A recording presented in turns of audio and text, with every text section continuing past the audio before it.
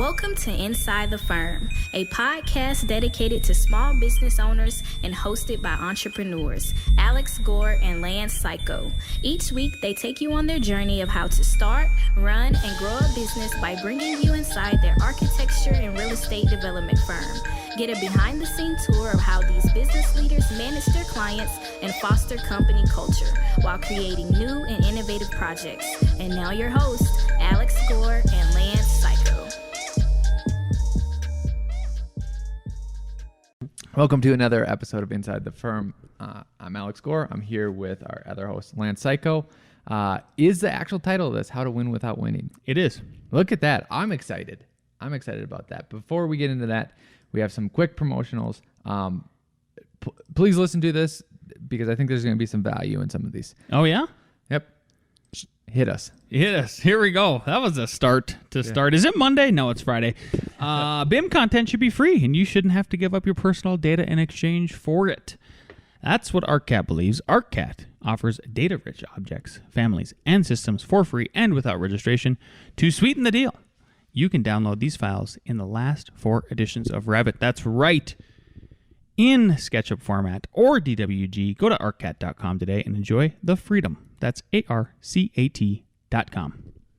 All right. A lot of people think whenever you're purchasing stuff, anything, that isn't just food. But, I mean, if you wanted to be technical, you could relate it down to food. But anything that's going to better yourself. What is the return on investment? The return on investment. We have 2 courses. I think the return on investment is exceptional, right? But I think I think you should be looking for more than that, right? Because this is how me and you think. So it's RevitRocketShip.com and Architect to Builders course. So Revit Rocket Ship teaches you Revit, but teaches you from a construction standpoint and teaches you principles. Architect to Builders shows how you can transfer from an architect to a builder, right? All those have huge lessons that pay back your return on investment. But you shouldn't think about it just like that. Anything that you're doing, I think one of our secrets to success is not just return on investment.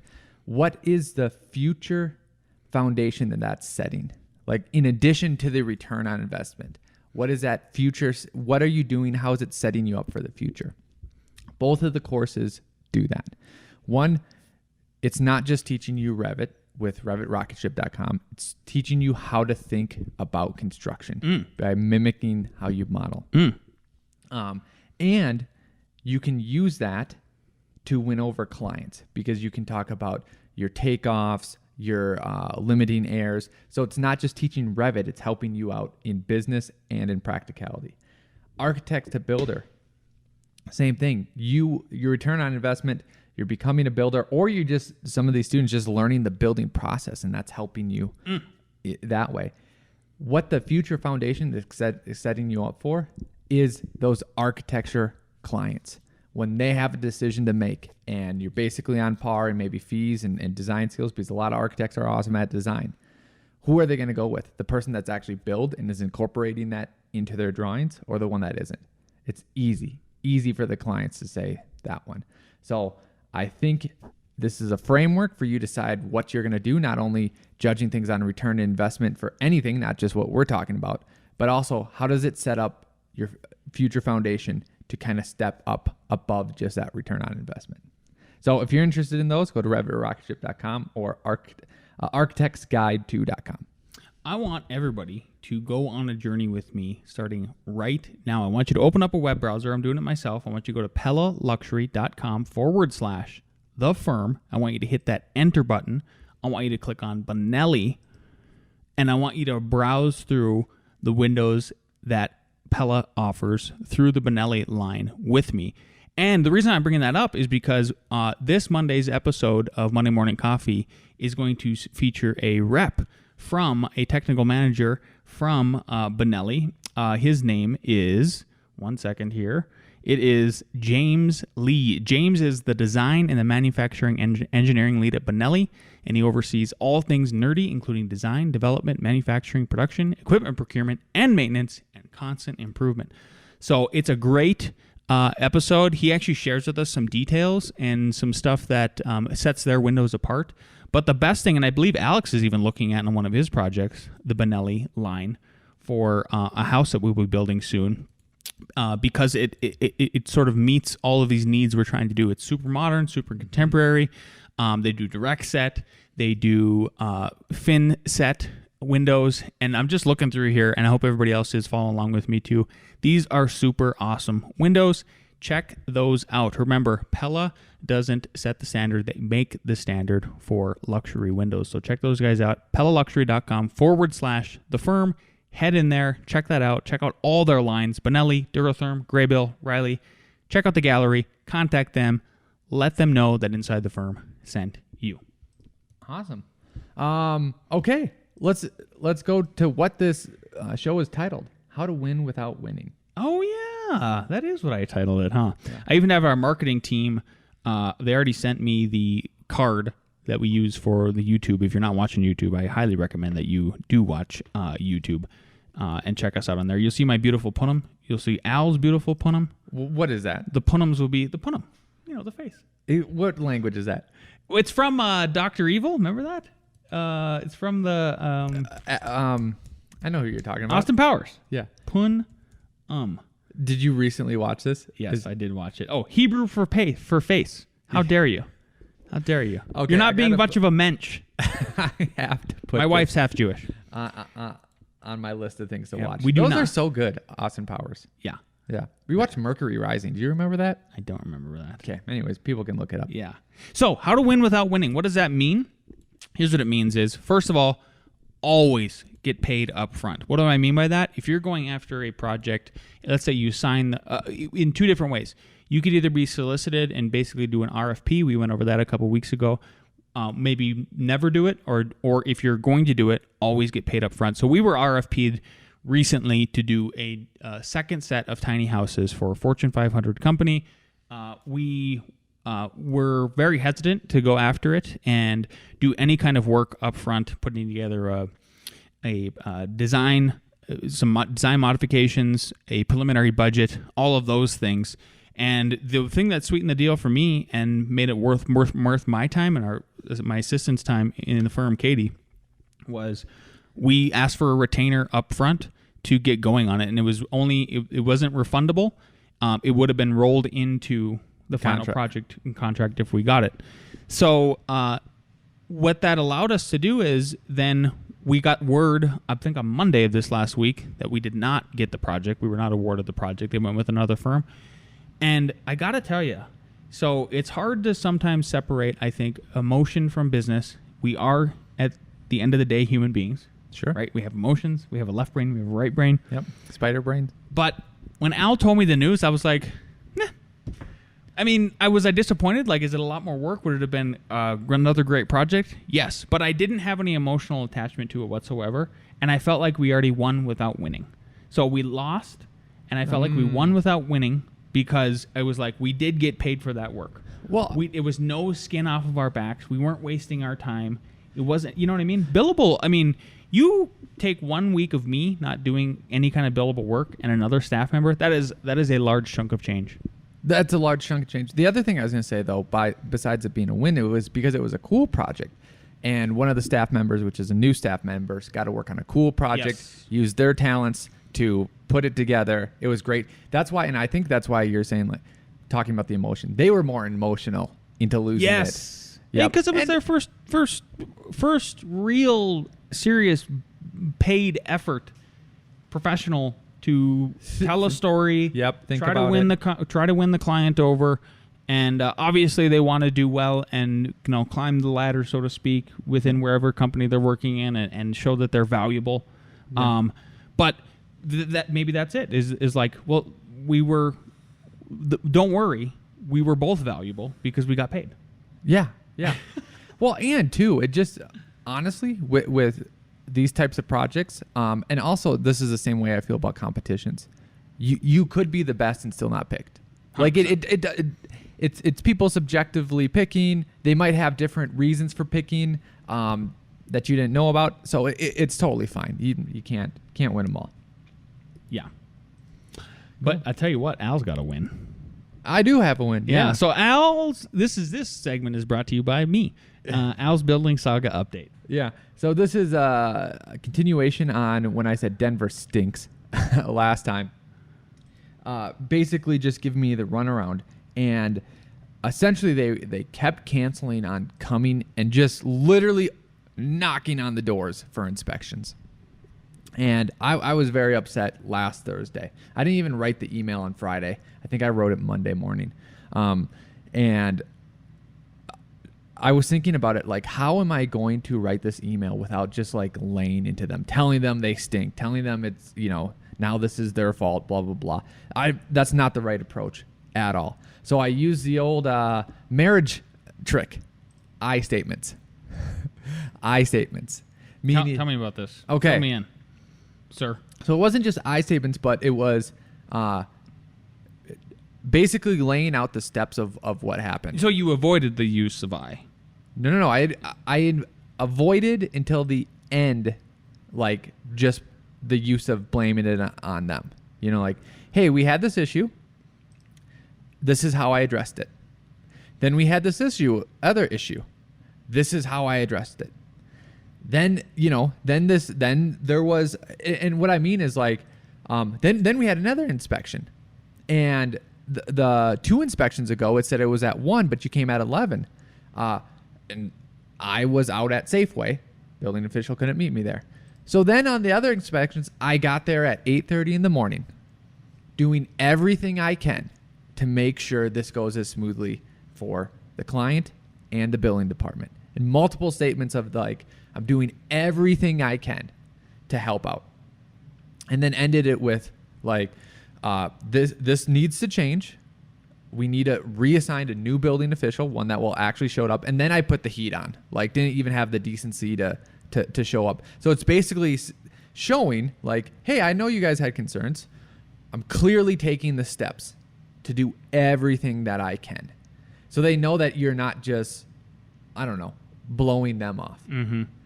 Now that I'm doing all this, you guys need to do something. And it was a head building official.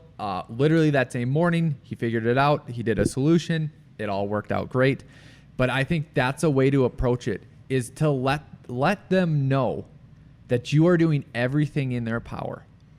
And you can state it without blaming. You can just state the facts that, like, they didn't show up. Mm-hmm. They won't even show up. Like, it just shows this stark contrast, like, without it saying, like, what are you doing? Why are you being terrible?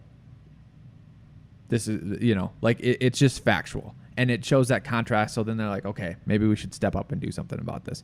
Because clearly this person is getting there at 8:30 in the morning for any inspection, because our guys will show up whenever.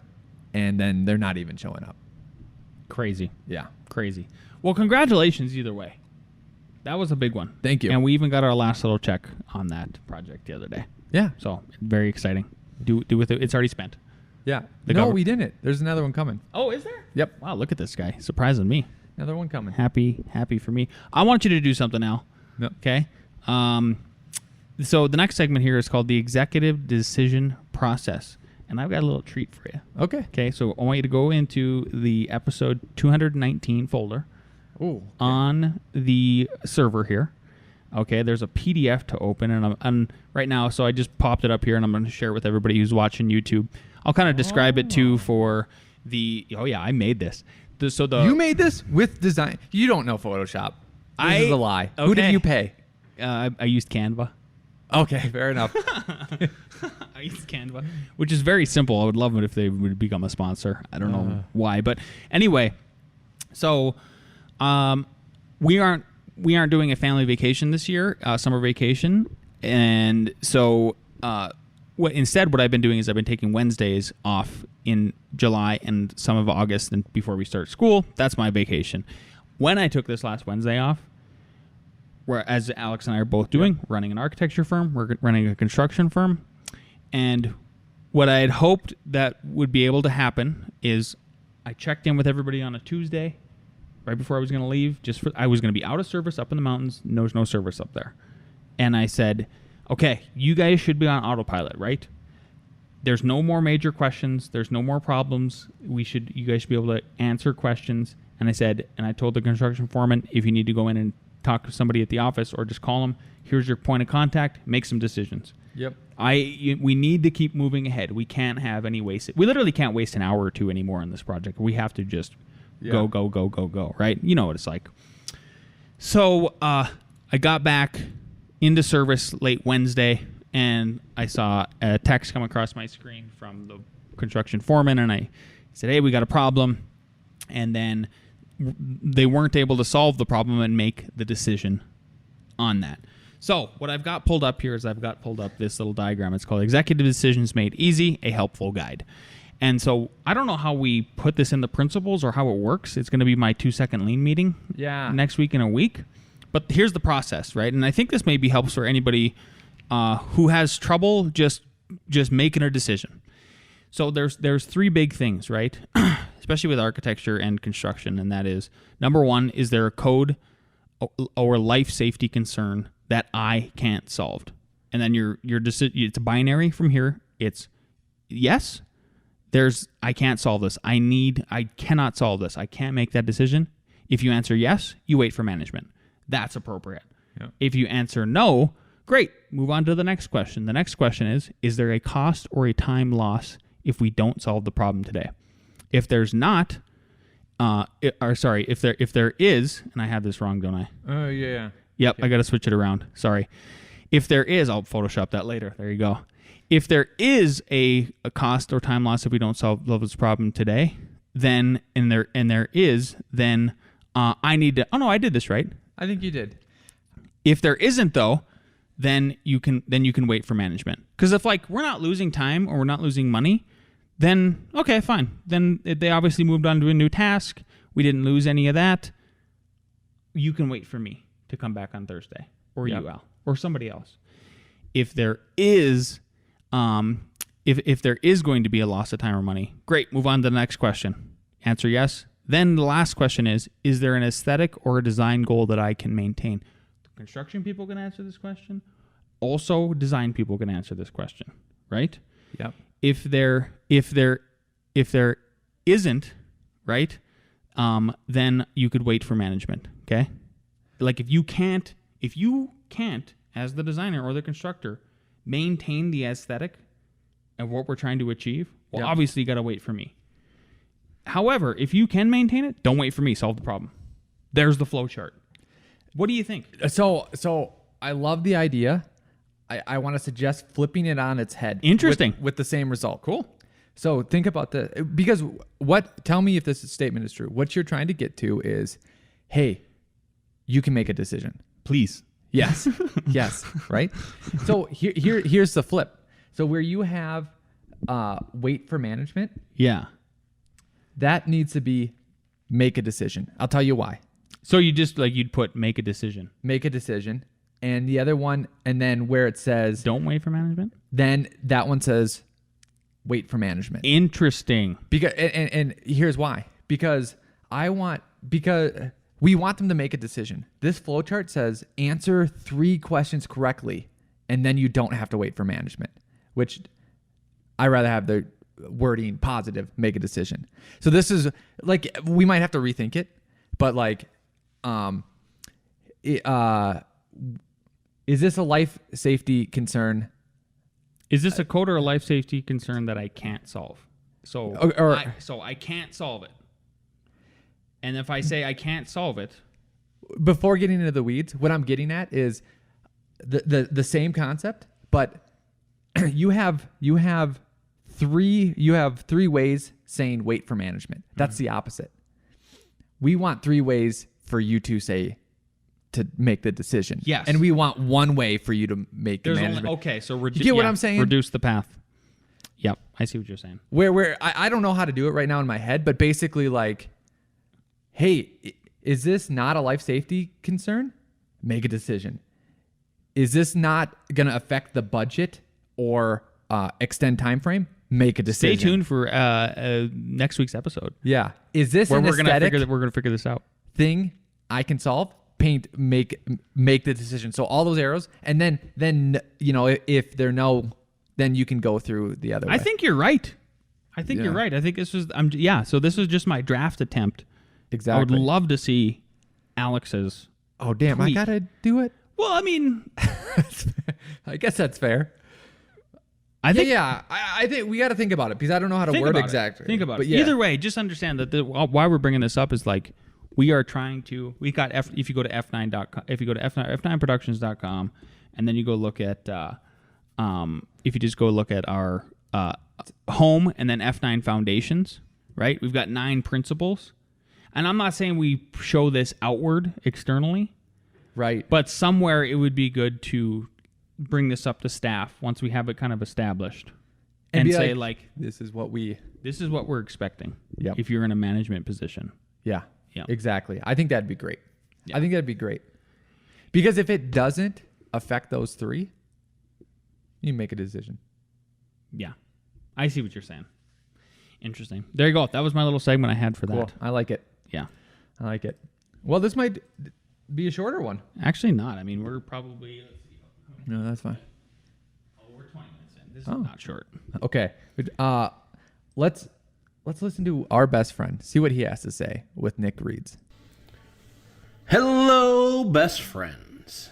I hope you all had a great week this week. A reading. Spent the last year Rocky Mountain Way. Couldn't get much higher. Out to pasture. Think it's safe to say. Time to open fire.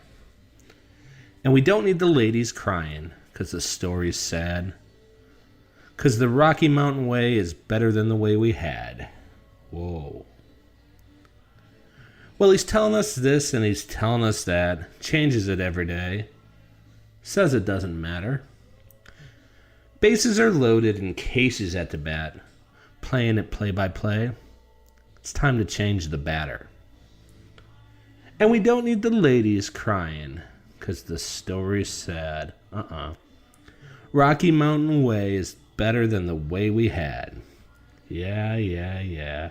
Hey. Rocky Mountain Way. Rocky Mountain Way by Joe Walsh. Toodles! Too funny. No, that makes me think of. He should not quit his day job. I mean, he should quit his day job. Give it a Nick, quit your day job. Start singing. Every time I read lyrics, because there's some great songs that I'm like, I gotta just look up the lyrics. When you see the lyrics, I don't know if you've ever looked it up. How do they know that that's gonna be a great song, or how do they know it's gonna work? Because I feel like a lot of writers write songs out and then perform it. Like, are they singing in their head? I am highly so you're not in. So my wife, I canceled Netflix and then my wife got it again. Okay. I highly suggest that you educate yourself, sir, and you go watch This Is Pop. It is. I don't have Netflix. Maybe I'll sign in through. I highly recommend you watch. This I would Is never Pop. do that. It's so good. It is so good. So what it is it's a documentary. It's like 7 parts long. And did you know that most pop songs in the United States, in the world for that matter, originate from one studio in Sweden? Ooh. Yes. It's so interesting. So what they do is they How many? One in what? What did you say? What was that stat? Most 50%. Over 50% for sure. And then after you watch this, if you people who are listening and whatever, if you watch this, you'll see that like, oh yeah, they did the Backstreet Boys, they did NSYNC, they did Britney Spears, Shania Twain, Free Britney. Hashtag Free Britney. All of these super poppy bands have worked with this Swedish studio. It all starts with ABBA and it ends with ABBA. Yep, it all starts with ABBA and ends with like Britney type of thing. But what I'm getting at is Lady Gaga. If you listen to some Lady Gaga songs, they're like, is that ABBA? Yes. Yeah. Like Alejandro. Do you know that song? Yes. Alejandro. Like, that's an ABBA song. Yeah. From back in the day. Yeah, exactly. So they just rehash them. So exactly. So they, for instance, they did Ace of Base, right? You remember Ace of Base? Oh, I might have been thinking about Ace of Base. I might have been mixing those up. Ace of Base it all makes is sense. a Swedish band. Yeah. Okay. And so what they did is, here's how they wrote their music. And most of these people are writing this music is, they start with the melody, then they do the lyrics. So Ace of Base would go even further. dance music was super huge in it still is obviously, but like in Europe it was massive at that time. Just like electronica. So what they would do is they would test out their melodies on the dance floor, and they would tweak them every night, and they would make it so like, oh my God, now the People are grooving.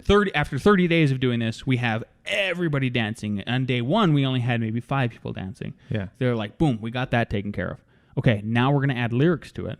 So then we reach the English, the American audience, which is like an $11 billion industry compared to their 100 million, right? Giant difference. And then they got the whole world, and they have like one of the top selling albums and singles of all time ever. What band is this? Ace of Base. Ace of Base. But they started with the melody. So Wow. I love that. Know how computers are going to take over? I don't. So they're going to put scanners in these dance clubs, and then they're going to play a melody, and then see how many people physically move and the amount that they're gyrating, and then just adjust Base it it from on there. there. Yep, base it off Amazing. there. And the Postal Service, you know that band? Yes. You know they work I the same forgot way? about them. So the band members would make the song. They would send it on a tape via the Postal Service to whoever the singer was, and then he would just put the lyrics over it. Yeah. Yeah. Because Then they made an album. That's off why of I that. was confused, is because even if you're singing it, like, what, are you singing it and then you're going to sing it to the guys and then they're going to put, I mean, I'm sure there's different ways to do it, but it's always a mystery. Yeah. Not anymore, apparently. Yeah. Sweden. Thank you, Sweden. Thank you, Sweden. Thank you, Sweden. Dude, isn't that Daft Punk? Are they from Sweden too? No. They're from France. They're from Paris. Okay. Yep. All right, what do we got next? That was bring- music talk. Yeah. I knew that was going to get there. Bring down the crew for A.R.E. Jeopardy. All right.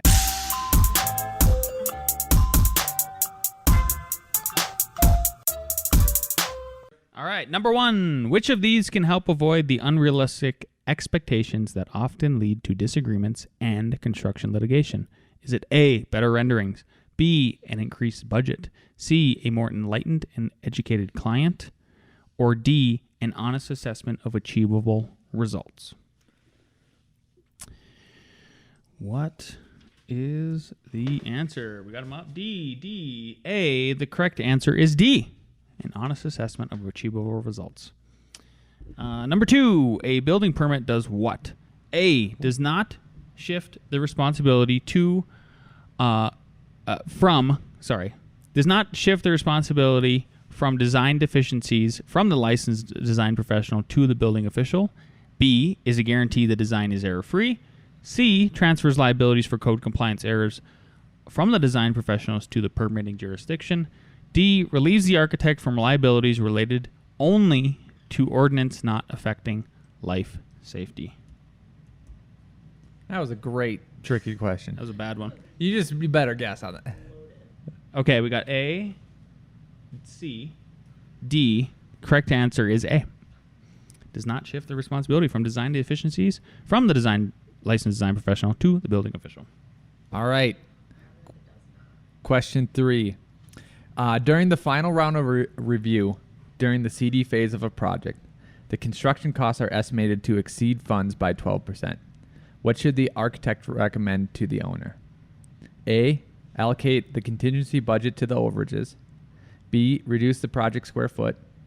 C, incorporate design alternatives into the document. D, tell the owner to hope for the best. Buckle up. Buckle up, buckaroo. B. So A was allocate to contingency budget to overage. Nope, just because contingency is there for a reason. B, reduces project square foot. Nope, because you're already in the final round of CD, so like you've already done basically everything. The correct answer is C, incorporate design alternatives into the document. So if this roof material is all wood, hey, maybe we're not doing that. If there's some other fancy thing, maybe not. Okay, question 4. Which of the following tree arrangements is best suited for optimal solar energy utilization for control for a house in the northeast region of the United States? Is it deciduous trees on the west? That's A. B, deciduous trees on the east? Is it C, deciduous trees on the north? Or D, deciduous trees on the south? What's the question again? Which of the following tree arrangement is best suited in the northeast region of the United States? You're from the Northeast. Yes, I got that. Yeah. Grapes. I got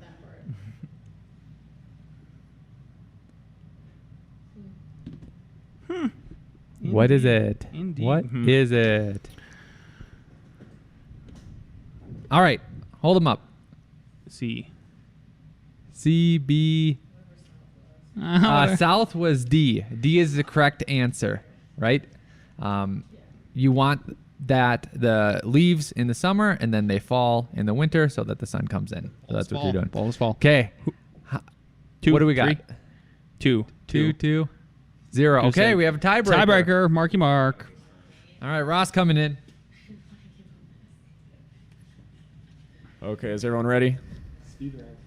All right. A 2-hour rated steel stud interior partition wall is composed of how many layers of 5/8 inch Type X gypsum wallboard?